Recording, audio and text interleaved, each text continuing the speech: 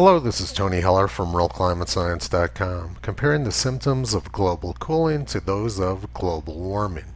In January of 1974, the always reliable Guardian reported space satellites show new ice age coming fast.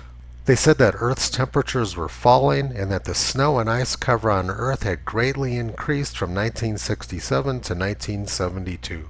The 1990 Intergovernmental Panel on Climate Change report showed that there was a large increase in Arctic sea ice from 1974 up to the peak in 1979.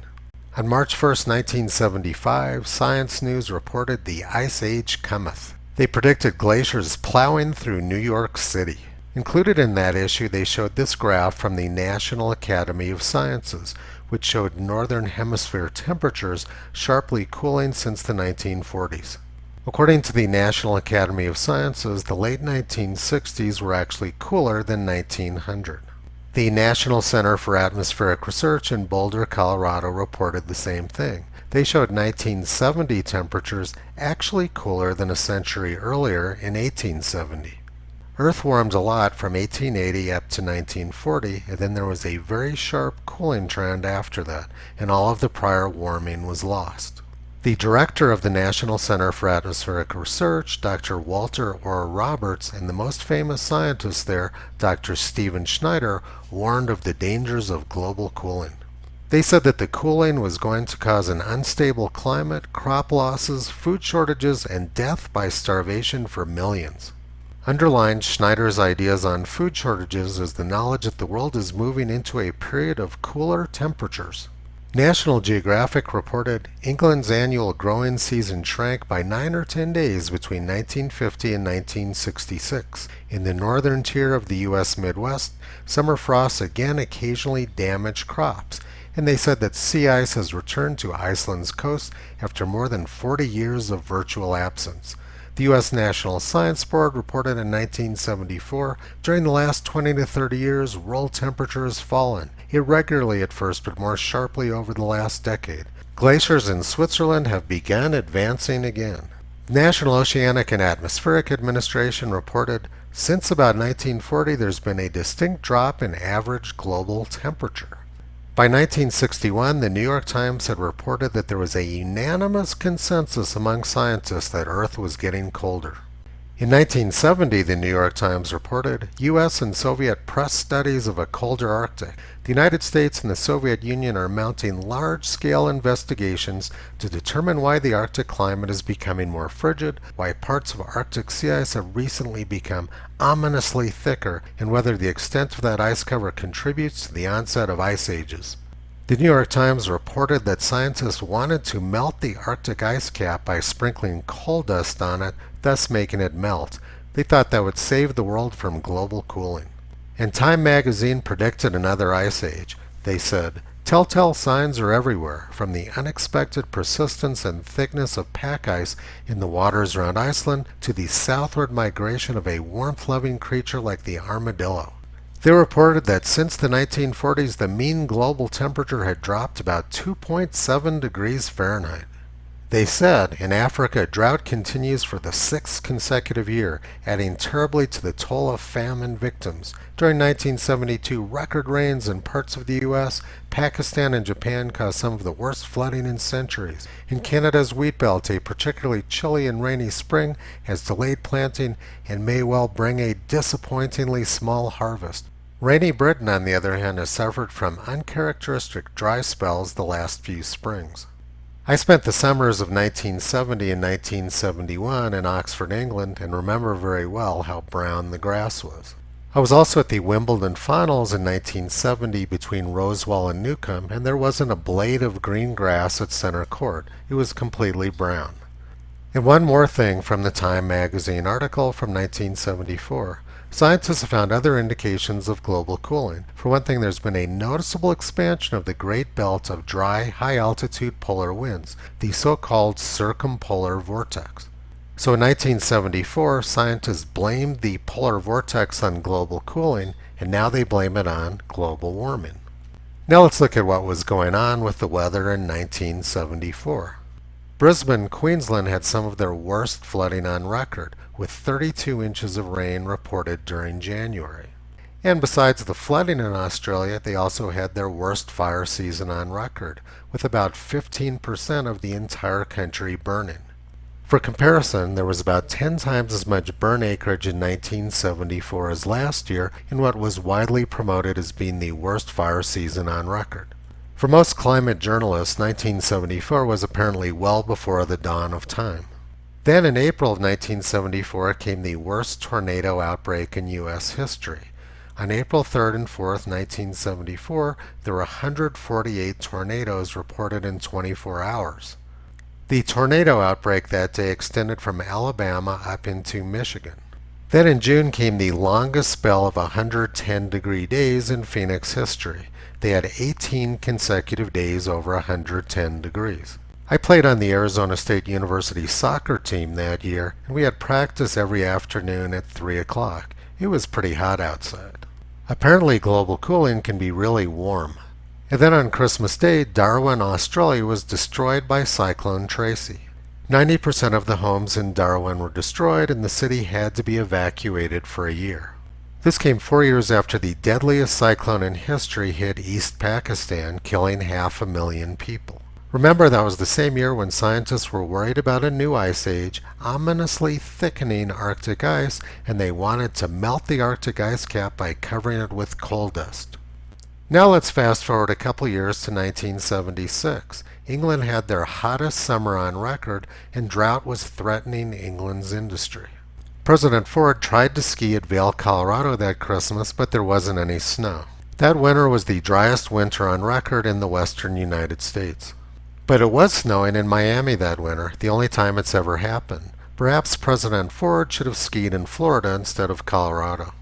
During January 1977, Florida was colder than Alaska, and pine beetles were on the rampage in Oregon. They destroyed an area roughly the size of the state of Delaware. Climate experts now blame pine beetles on global warming, but 45 years ago they were caused by global cooling. All of this global cooling is problematic for climate scientists who are now trying to push the idea that increased carbon dioxide is the cause of global warming.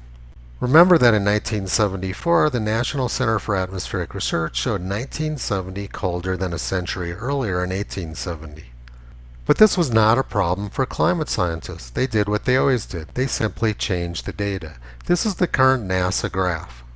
NASA erased the warmth of the 1940s and the cooling which occurred over the next 30 years. It simply doesn't exist anymore. And this didn't happen by accident. In this ClimateGate email from 2009, scientists from different agencies and different countries discussed getting rid of the 1940s warmth. September 27, 2009, from Tom Wigley at NCAR to Phil Jones at the University of East Anglia, copying Ben Santer at Lawrence Livermore National Laboratories. They discussed ways to make the 1940s warmth disappear. If we could reduce the ocean blip by, say, 0.15 degrees Celsius, then this would be significant for the global mean, but we'd still have to explain the land blip. It would be good to remove at least part of the 1940s blip, but we're still left with why the blip. So they'd made up their mind they were going to get rid of the 1940s warmth and subsequent cooling, and they didn't even have an explanation for why they were doing it. And that's exactly what they did. They made the warmth and the subsequent cooling completely disappear. But we know that the warmth from the 1920s to the 1950s was real. In 1940, the leading Arctic expert reported that the glaciers of northeast Greenland were nearing a catastrophe because they were melting so quickly. December 17, 1939, it may without exaggeration be said that the glaciers of Greenland, like those in Norway, faced the possibility of a catastrophic collapse. I could show you hundreds of stories like this one from the first half of the 20th century, but for brevity I'm just going to show you one more from the New York Times. February 25, 1923, report the Arctic is getting warmer. The Arctic seems to be warming up. Reports from fishermen, seal hunters, and explorers who sail the seas about Spitsbergen in the eastern Arctic all point to a radical change in climatic conditions and hitherto unheard of temperatures in that part of the earth. Old glaciers have disappeared and land once covered with field ice is bare. Many old landmarks are so changed as to be unrecognizable. Where formerly great masses of ice were found, there are now often moraines, accumulations of earth and stones. At many points where glaciers formerly extended far into the sea, they have entirely disappeared. The 1920s through the 1950s were very warm, and the 1970s were very cold, but this didn't suit the climate science agenda. So NASA and other government agencies changed the data to make the warmth of the 1940s disappear. The Arctic was rapidly melting in 1922, but in 1970 Arctic ice was expanding. Yet NASA now shows 1970 as being much warmer than 1922. This graph makes absolutely no sense. The graph is not credible, yet it forms the basis of much of climate science and much of government policy. Scientific American has also weighed in to help NASA. They say that the global cooling scare of the 1970s never actually existed. They say that the entire global cooling scare consisted of one article from Newsweek in 1975. Government climate science and Scientific American have turned into complete frauds. They will say whatever is necessary to push the global warming agenda, even if there's no truth to what they're saying. And now the same group of scientists who wanted to save the planet from global cooling in 1974 by melting the Arctic ice cap want to pollute the Earth's atmosphere to block the sun and save us from global warming. These people have no integrity, and they're also completely insane. This was one of my favorite Ice Age scare videos from the 1970s. Climate experts believe the next ice age is on its way. According to recent evidence, it could come sooner than anyone had expected. At weather stations in the far north, temperatures have been dropping for 30 years. Seacoasts long free of summer ice are now blocked year-round. According to some climatologists, within a lifetime, we might be living in the next ice age.